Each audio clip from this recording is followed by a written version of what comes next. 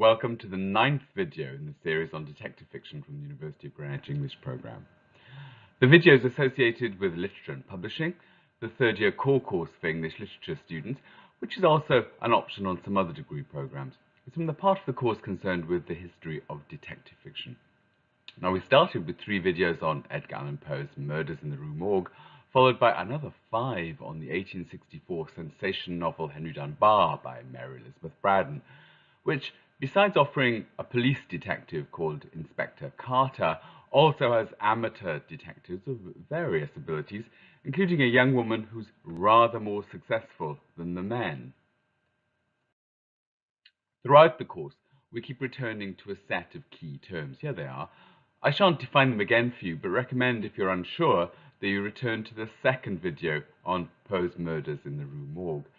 You'll see the boxes appear when we're talking about these topics. This is to alert you to the fact that what we're talking about concerns these themes, even if the term itself isn't always used.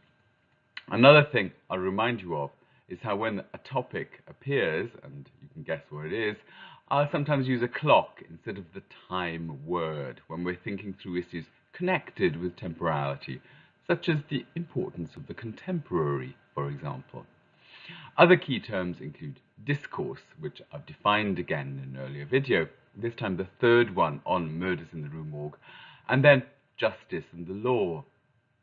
I haven't fully defined these two yet. In fact, defining them will be an ongoing process, but I shall be comparing the two in a very Victorian context later in this video.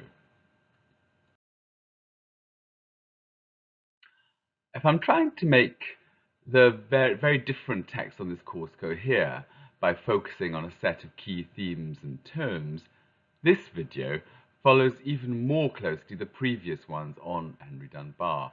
Not only is it the 6th and last video on Henry Dunbar, but it continues the investigation that the 3rd video on Braddon's novel had started and that the 4th and 5th extended.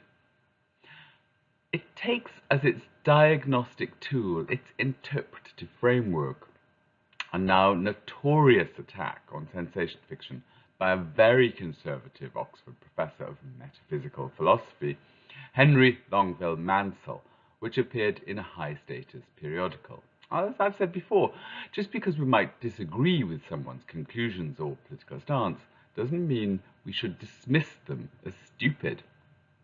And in this case, I think Mansell really can offer us a key to understanding, to reading sensation fiction. The previous lectures covered the points in grey on the screen before you. Mansell had brought them forward to explain the popular success of sensation fiction, which seems to have worried him a great deal. The only topic I added to those in grey was the theatre, and I did that to allow us to think about the cross-promotion of different media. The theatre and print offer different versions of the same sensation stories.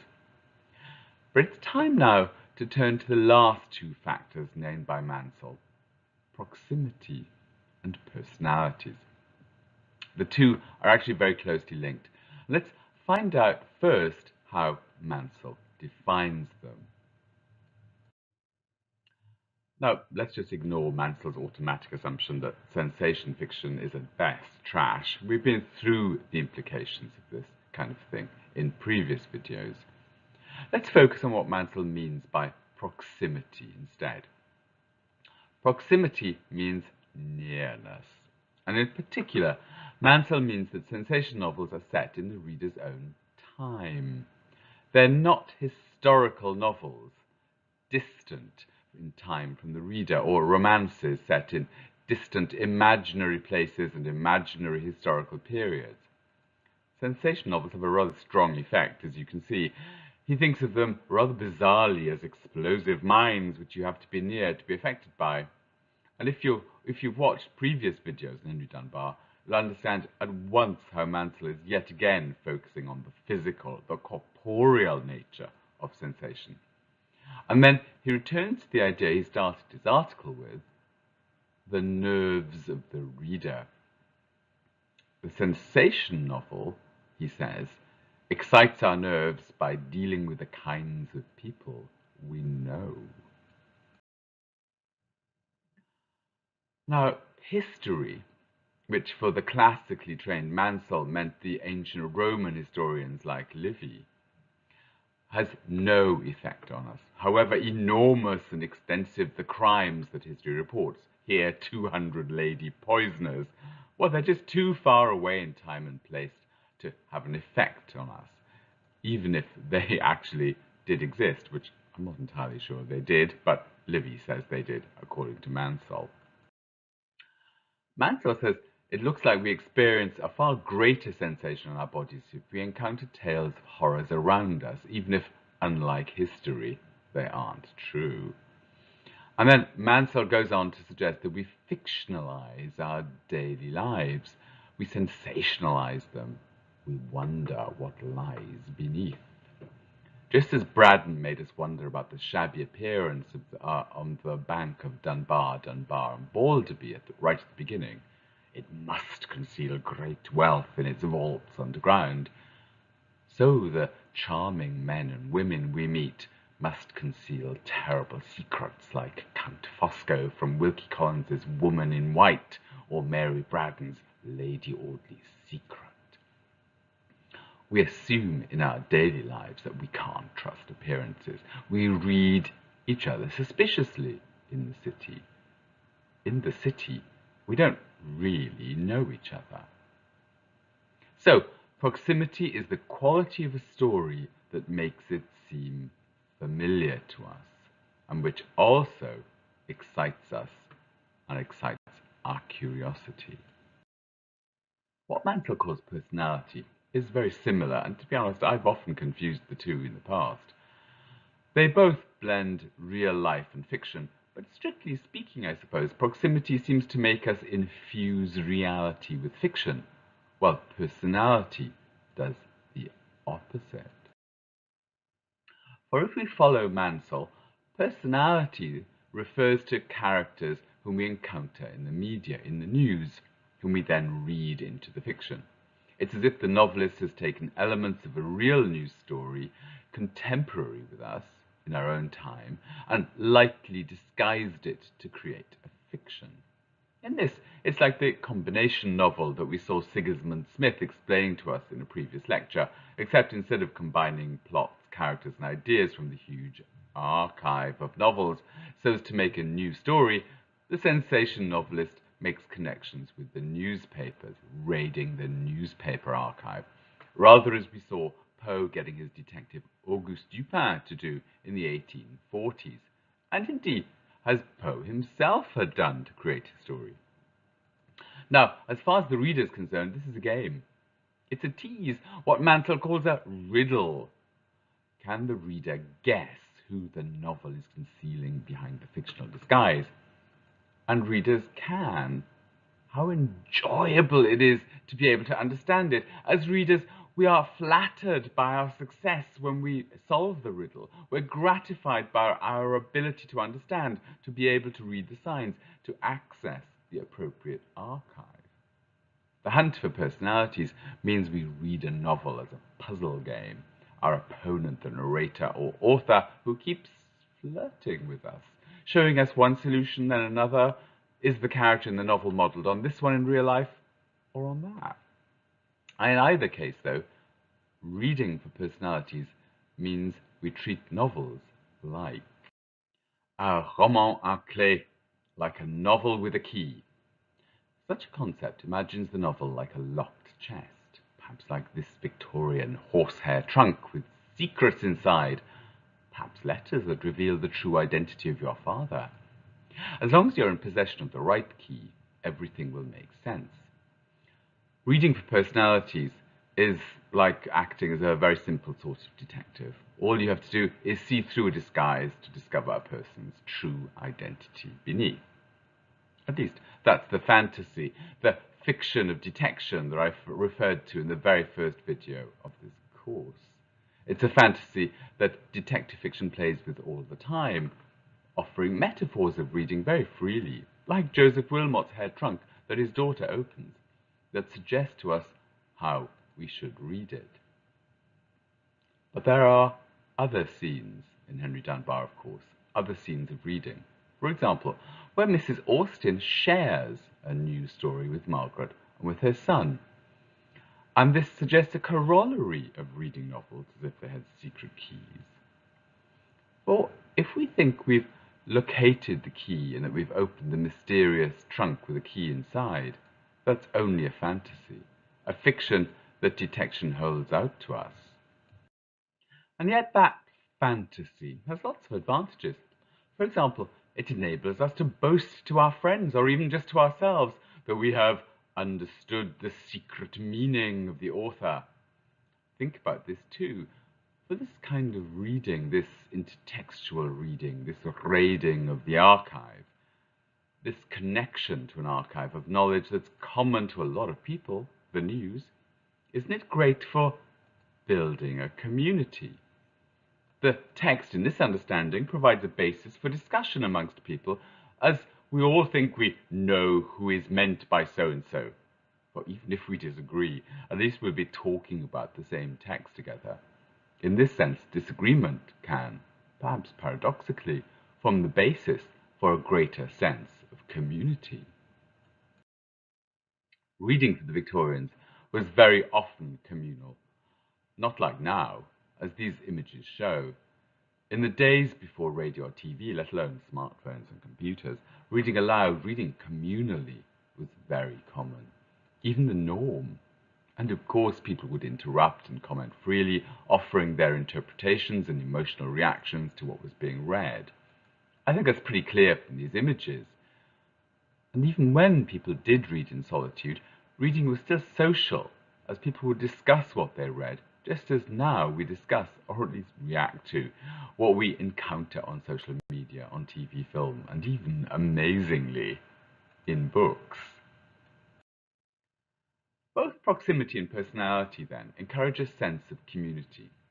A complicated one, as of course one will be suspicious of one's friends and neighbours and colleagues, but a community that at least has the practice of suspicious reading in common, and a common intertextual corpus, a common archive, a common set of discourses through which to understand the world. Spurious interest? I actually don't think so at all. Mansell's just saying, really, that sensation novels don't refer to his archive, his preferred intertextual corpus, or follow the implicit rules of the discourses central to his identity. He's not prepared to accept the value of otherness. Now, the intertextual corpus that academics have connected Victorian and fiction of other periods to, in order to offer specialist readings of their texts, often includes now, at least, contemporary newspapers and periodicals, as well as other novels, aesthetics and philosophy books, art, scientific volumes like the Cuvier, when we read Murders in the Rue Morgue, for instance. It won't surprise you at this stage in your academic careers that academics have taken up what's called a historicist approach for a long time. I'm just showing you two studies here on the screen. Richard Altick's monumental but delightfully, endlessly entertaining Prisons of the Present came out in 1991, though he freely acknowledges predecessors from the 1950s, for example, Kathleen Tillotson and John Butt, who connected Dickens' novels to news stories contemporary with him. Matt Rubery's The Novelty of Newspapers is much more recent and much more sophisticated theoretically. Rather than just look at the big news stories of the Victorian period, as Altick did, Matt explores the relationship of, amongst others, the agony columns and the personal ads printed in newspapers and periodicals, and looks at the connections to how they relate to the sensation novels and how the sensation novels were written and indeed understood. The Times especially was notorious for such personals. At one point, Matt quotes an article well known to historians of advertising, the advertising system in the upmarket quarterly periodical, the Edinburgh Review. It's supposedly a review of two recent French novels, but typical for the practice of the so-called quarterly reviews, they get hardly mentioned at all. The quarterly reviews rather offered extended essays on various topics rather than just tell the reader whether the books were worth reading. In this case, the article is much more interested in describing the kind of advertisements that are run by the Times newspaper. It quotes rather a lot, and Matt Rubery is especially drawn to this one. Personals that run in the second column of the front page of the Times, which the author, whom we now know to be the liberal critic and reviewer Abram Hayward, calls advertisements of a pathetic, appealing, interesting, remonstrating, despairing, or denouncing order, such as, "For God's sake, return all right. Do, dearest Billy, do." Or these, the equally or even more mysterious ads. "What on earth has Charles done? What lies behind the long paragraph beginning, 'Thus I sue for forgiveness'? What are the mental aberrations of CT? And what does REL need to repent of?" And so on and so forth. The ads suggest domestic dramas, the kind of drama many of us are familiar with in our own lives. Sensational dramas of crime and misdemeanor also, perhaps. Rebellion and madness, intrigue and desire. As Matt points out, many readers would turn to these ads first in a newspaper, for they offered a kind of connection to the wider community, something that he calls personal contact, otherwise difficult to establish in impersonal metropolitan environments. Note that emphasis on city readers yet again. But there's another kind of ad that feeds into sensation fiction that Matt mentions only indirectly. But one of the regular features of a few periodicals were marriage ads. They didn't occur so much in the newspapers, though they did, but they certainly appeared in some periodicals. The very widely circulated London Journal that I've mentioned before, because Mary Braddon published The Outcast there, in fact, was well known for marriage ads. Here is one from someone who calls herself a foreign lady. What story lies here? She sounds an ideal catch for a predatory man.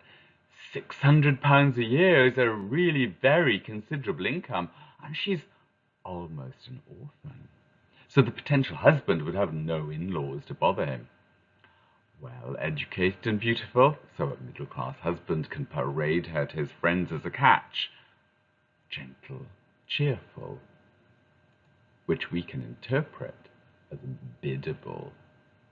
Yet, does the lady really have an income of 600 a year?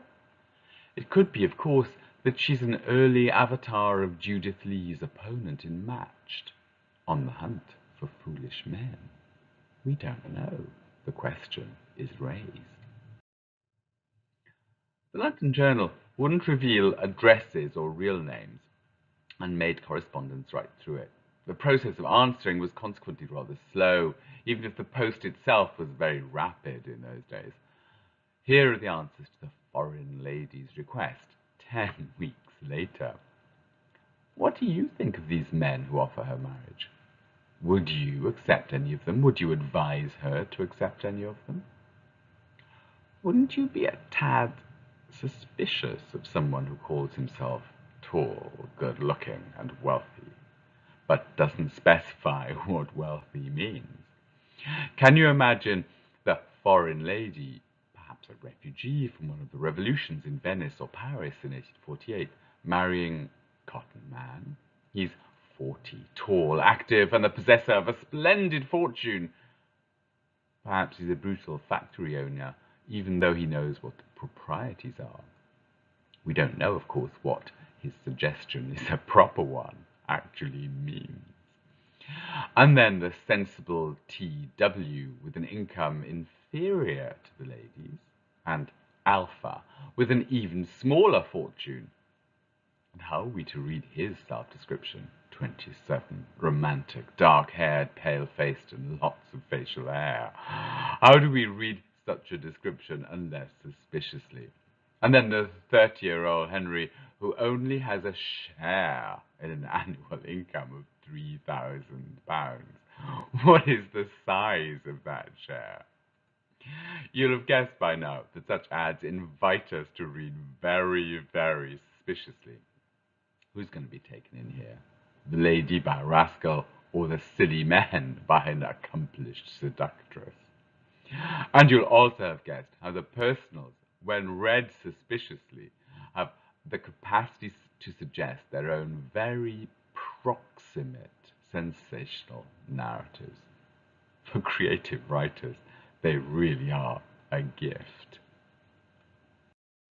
If you want to find out any more about these Victorian marriage ads, you might want to search for this short clip from Lucy Worsley's A Very British Romance, a short BBC series that explored the history of erotic romance in Britain. Now, earlier we concluded that proximity is the quality of a story that makes it seem familiar to us. A kind of story that asks us to read not only suspiciously, but also to read the people around us suspiciously. And personalities suggest a way of understanding the text as a roman à clé, a coded text that only needs a key to decode and understand it. I've already said that I often find myself confusing the two, and I dare say that when academics study a text historically, we find it isn't always helpful to split the two. And some examples will show what I mean. First, let's turn to a theme of Henry Dunbar, which is also topical, and that's identity fraud. Identity fraud is actually quite hard to trace in the Victorian press, as a variety of terms was used and connected to it. The forgery of signatures, for example, is an easy enough term to find. But there's also something that's called impersonation. This last article concerns fake goods, in fact, a recurrent problem in the commercial world. Then, as now, it would only damage trade if someone were producing luxury goods and selling them under your name. Now, there's no need to think about any of these in detail. None of them provides a key to Henry Dunbar. They aren't, in that sense, personalities underlying the text. They're just a set of stories that circulate at the time, providing discursive legitimacy for Braddon's story of identity fraud, making it sound topical and relevant to readers' lives. For as the Morning Post said in 1864, this is certainly the age of fraud. Another and more extended example will test the limits between proximity and personality even more, but we'll start with something that's clearly proximate. Anne-Marie Bella, in her excellent introduction to Henry Dunbar, points out how the novel engages with debates around the death penalty at the time. As we've explored before, the novel asks us to consider whether Joseph Wilmot deserves the death penalty, which the law assigns him for the murder of a man who did him wrong. It's a question, then, that places justice in conflict with the law.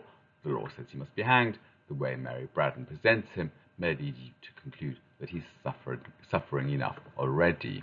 Perhaps it's only for God to decide ultimately how guilty and how good someone is and what their punishment should be. Now, there were repeated debates about the death penalty in Parliament in the 20-odd years that preceded the publication of Henry Dunbar. But more salient than looking at the frequency of debates in Parliament, though, is this. It's a graph that's easy to make through Artemis, the online resource available to you through the university's learning resources. I've mentioned Artemis to you before several times. Now, I searched for the term death penalty and then had a look at how often the term appeared in the press across the century. I wanted to investigate just how topical discussion of the death penalty was when Mary Braddon's novel came out in 1864. Now, you'll see straight away that death penalty occurs as a term in newspapers and periodicals with greater frequency in the mid-1840s than in the 1860s, and a great deal more in the late 1870s and early 1880s, and then again in the 1890s. But look, when Mary Braddon was writing Henry Dunbar, the number of times the death penalty was mentioned in the press was going up. At the time, of course, she couldn't know quite how burning an issue or otherwise it would become. Only that there was an increasing interest in the topic.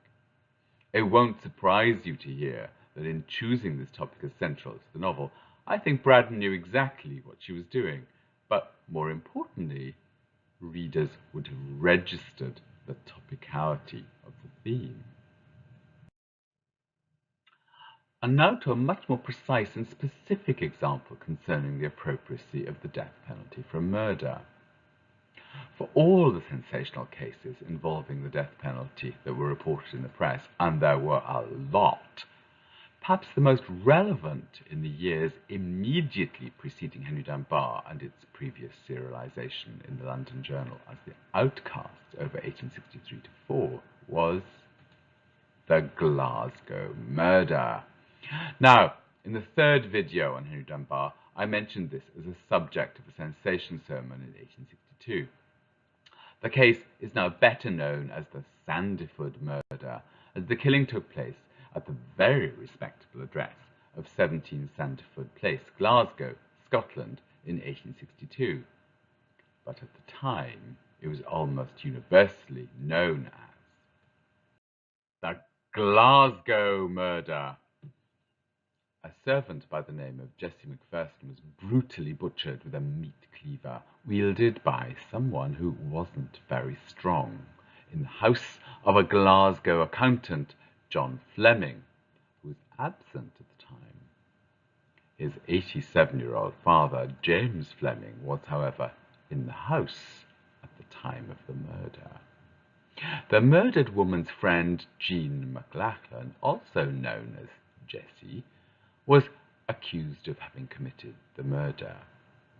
Jessie was sentenced to death, even though the evidence was by no means conclusive, despite the fact that the investigation used the latest technology, forensic photography, and it was the first case handled by the newly formed detective branch of the Scottish police.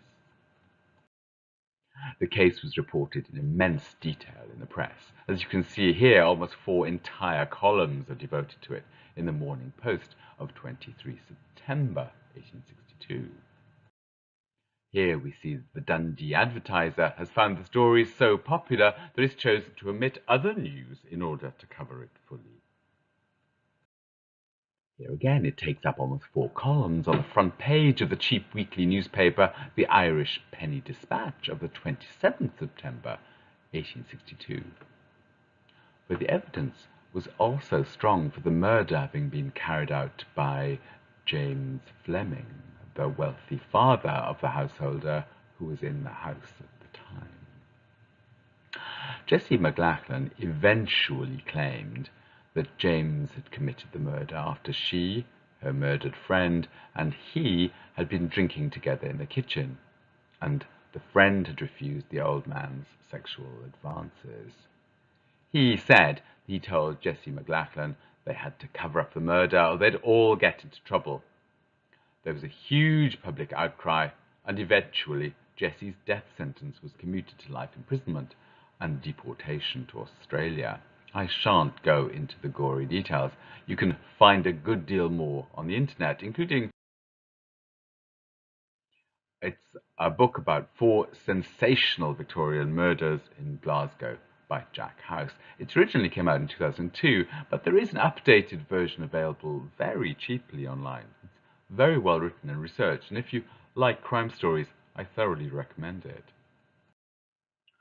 While there are distinct parallels with Henry Dunbar, what's of more interest in the Glasgow murder than the details is the public reaction and how the public reaction was described. Now, first of all, we need to recognise that the whole country was involved, not just the local Glasgow press.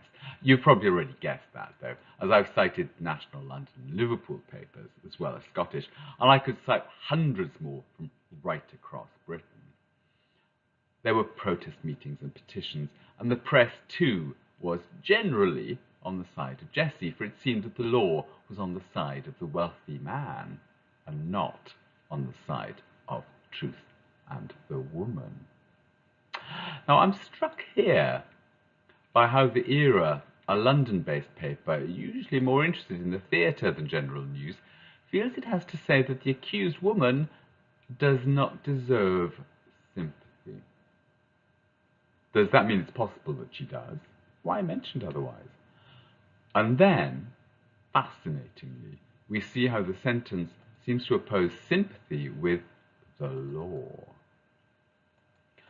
The readers of the era were much more similar to the wealthy old Mr. Fleming than Jessie Lachlan, and their era, as a result, can't suggest, or it feels it can't suggest, that its support for Jessie comes from the grounds of emotion, on the grounds of sympathy.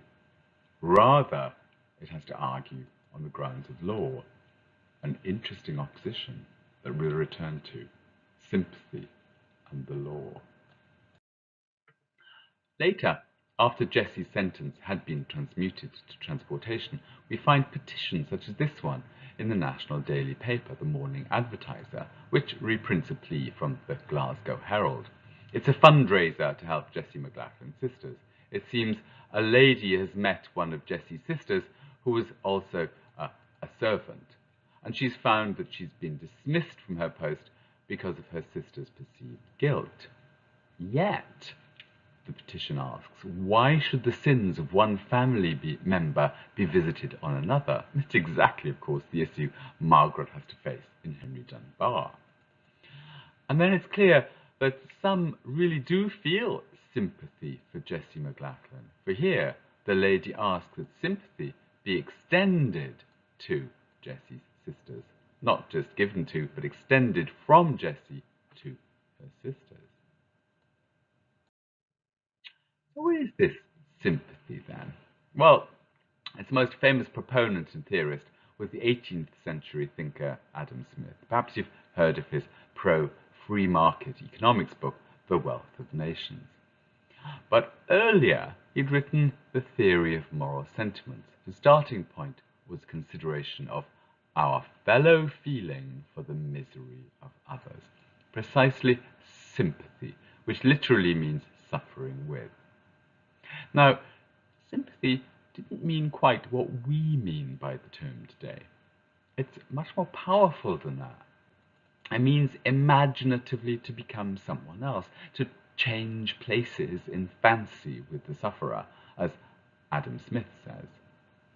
And look, too, how he gives an example that's very material, very sensational, depending on our senses. If we see someone about to be hit and we react sympathetically, he says, we flinch. Our bodies react in a physical way, just as if we were about to be hit too. Sympathy is sensational. Crucially, Smith redefined sympathy away from a fellow feeling with suffering to a fellow feeling of any passion whatever. So when we read sympathetically, we enter into the feelings, the passions of the character that we're reading about. Now, around the same time as Adam Smith, the novel was thinking through the implications of sympathy and sympathetic reading. In a famous passage from Samuel Richardson's Clarissa, the heroine writes to her friend Miss Howe about what the naughty Lovelace has done to her, abducted her with a view to raping her. Yet, she wonders, in a rather extreme example of Stockholm Syndrome, if everyone were able to give a proper account of themselves that we could believe, that we could be sympathetic to, would we consider them guilty? If we don't read suspiciously, if we give someone credit for what they tell us, then we shall enter into their story sympathetically. We'll understand them. We'll suspend disbelief and change places with them. Now, for Clarissa, religion was profoundly important, and for her, a sympathetic response was a sign of closeness to heaven.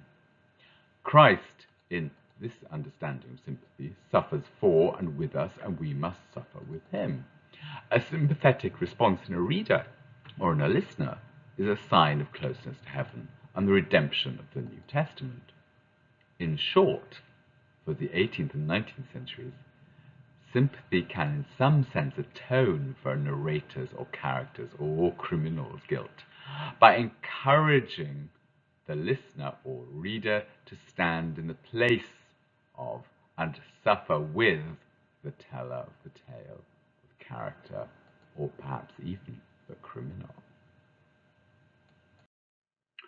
So here's a summary of what we've learned so far about sympathy. I don't think it will surprise you at all if justice here appears on the side of sympathy, opposed to the law. And I don't want you to think that this is some kind of absolute statement as regards the difference between justice and the law. It's just the system of thinking, the discursive opposition through which we ought to read Henry Dunbar and many other 19th century novels. The discourse of law is interrogated by the discourse of justice and vice versa. And what's particular in the 19th century is the importance of religion for the concept of justice, which we won't necessarily find in later centuries. Now, sympathy in Henry Dunbar is vital, of course. We know his story. He tells his own story, and from time to time we enter into his mind and witness his sufferings. But how far do you, as a reader, sympathize with Henry Dunbar? Is he going to go to heaven? Your answer will tell you more about whose side you're on than the reality, for of course we can't really know. Margaret says she believes God will be merciful, but if we read her suspiciously, we'll understand that she has to say that, as it just makes her more marriageable if she has a repentant reprobate for a father than if she has an unrepentant one. And just as the reader oscillates from the side of sympathetic justice to the side of evidence-based law, so we shall see that the detective, reading is detection, don't forget, and detection's reading. It's just that if the detective finds herself or himself on the side of sympathy, then she or he may be detecting a different kind of truth from anything the law recognizes. It may be, too, that the detective reader finds that she or he is on both sides of the divide, and none. Now, I hope it's obvious to you that I'm not suggesting for a moment that the secret meaning of Henry Dunbar could be opened by referring it to the Glasgow murder or to any of the fraud cases. Roman clés, novels that have keys to open them, novels that the novelist bases on real people and real events. I'm not suggesting at all that we need to read Henry Dunbar as one of them. Rather, I wanted to read Henry Dunbar as much less precise than the practice of personality hunting, which Mansell wrote about, would suggest. Yes, the confusing use of the same name by the murdered person, Jessie Macpherson, and the perhaps murderer, Jessie McLachlan, and the question of the latter Jessie's guilt and whether she deserved the death penalty can all be linked to Henry Dunbar. And the reading of Henry Dunbar sympathetically in terms of divine justice, or whether he deserves to hang as the law dictates, but really only in the very general way and crucially by a reader. The Sandiford case, the Glasgow murder, is only one case out of many thousands in the criminal archives of the press. And it's the discourses surrounding both the Sandiford case and Henry Dunbar concerning justice and the law, discourses that must always intervene in the detection and punishment of crime, or otherwise that the reader activates. These discourses, these stories circulate amongst people. They draw people together into communities, as in the demonstrations demanding justice for Jessie McLachlan. But Henry Dunbar doesn't demand a reading in terms of personalities. A key archive that Henry Dunbar refers to and depends on for us to understand it is, of course, the press. The media, which had already circulated the discourses of sympathy in the law, murder and fraud on the railway bookstalls, in newspapers and periodicals. Such discourses had already been opened to readers by the media. They may have been very debatable, but part of the common intertextual corpus. They require no key. If there is a key to Henry Dunbar, the Mansell Attack on sensation fiction seems as good as any. It doesn't give us a meaning, but it gives us procedures. It shows us how reading was done, not what meaning is. By exploring in some detail over the last 4 videos the territory that Mansell mapped out for us, we've come, I hope, to a greater understanding of what Mansell regarded pretty much as the crime of sensation fiction.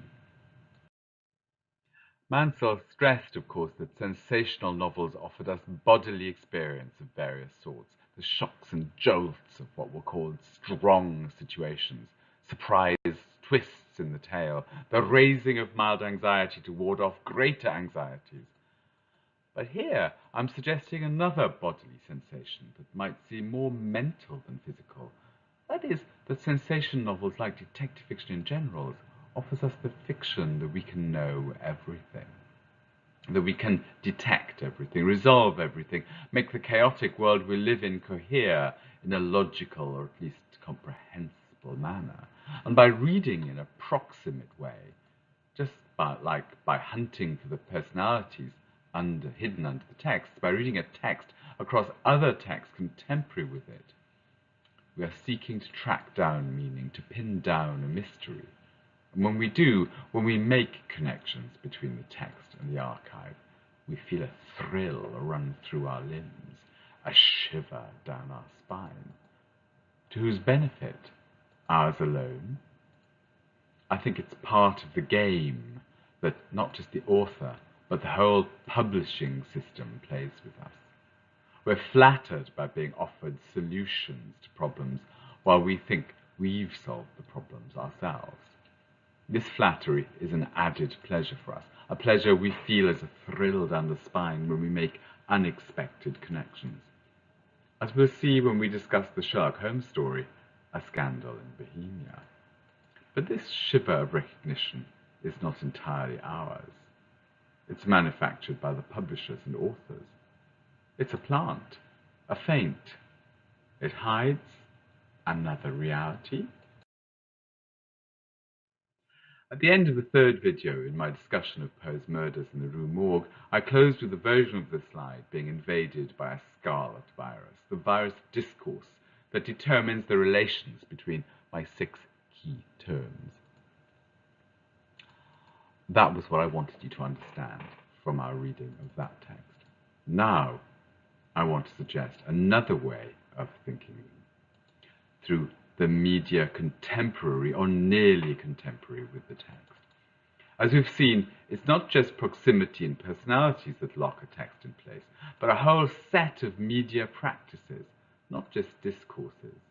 We've seen sensation sermons, sensation dramas, sensational sales figures, sensational reportage of crimes, sensation authors, sensation editors, sensational debates where earthly law conflicts with divine justice. And underlying everything is the drive for profit. Indicated here not just by the golden solder that keeps our terms in place, but by how the once familiar chink of tills at the checkout has a sound on this video, at least to me, rather more like rapid gunfire. This last-minute twist to the tale, which was always there, you knew that, is a rather banal one to end on, perhaps. But banality is not a reason to forget something. The profit motive is a constant on this course, but it's not the only way our terms are bound together, as we'll see in later videos. This has been quite a long stop at the estate of Henry Dunbar on our journey to investigate the various ways in which reading and detection overlap. But now it's time for us to leave Henry Dunbar and take ship for Sherlock Holmes and Judith Lee and the women who got away. I look forward to your company in the videos on those 2 detectives.